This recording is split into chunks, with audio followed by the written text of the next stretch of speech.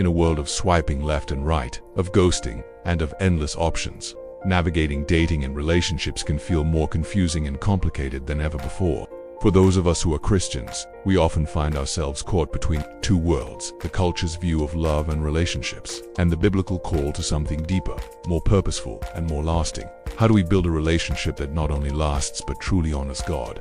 How do we find a partner who shares our purpose, not just our interests? Today, we're going to dive into this topic. This isn't just a list of rules.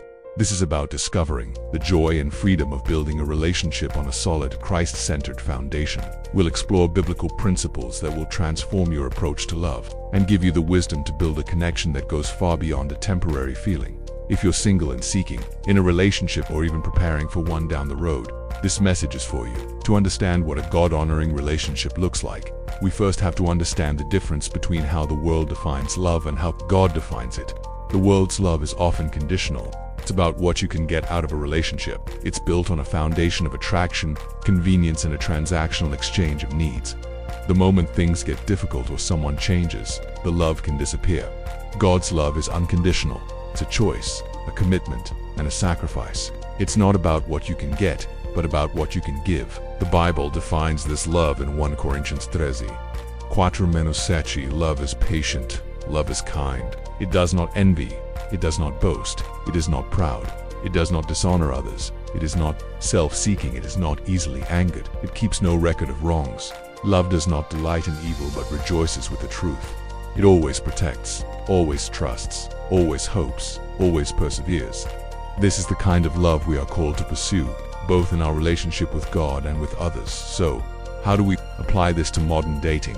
A kingdom-focused relationship isn't just about finding a good person. It's about two people coming together to fulfill a greater purpose.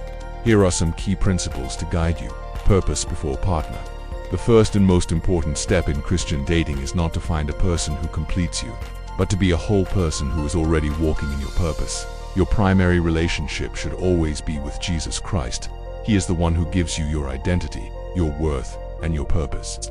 Matthew 6:33. But seek first his kingdom and his righteousness, and all these things will be given to you as well. When you prioritize God's kingdom, you will naturally be drawn to people who are also seeking his kingdom.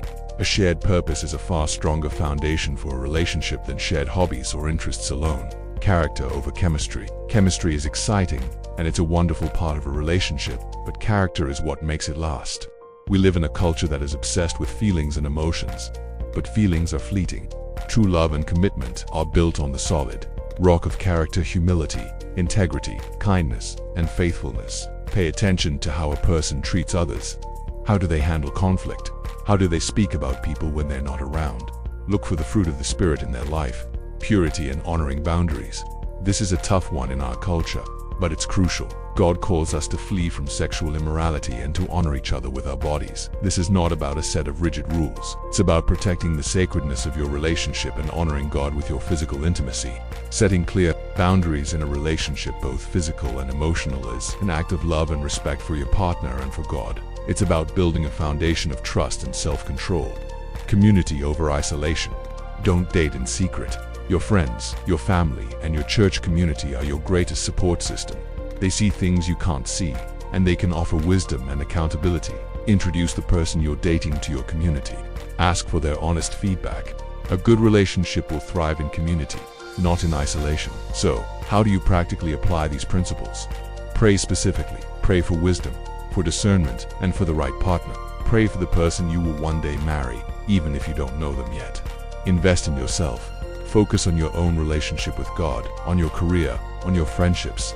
Be a whole person, secure in your identity in Christ, and you will be a much healthier partner when the time is right. Communicate everything. Be open about your faith, your values, and your desires from the very beginning. Don't hide who you are. A kingdom-focused relationship is built on radical honesty and open communication. Seek wise counsel.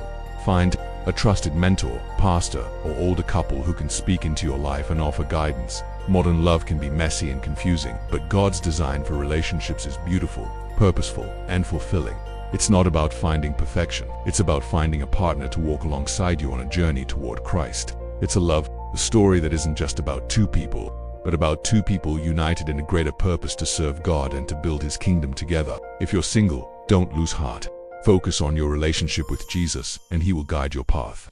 If you're in a relationship, be intentional about building a foundation that will last. What is one biblical principle that has helped you in your relationships? Share it in the comments below. Let's build a community of people committed to living and loving for the glory of God.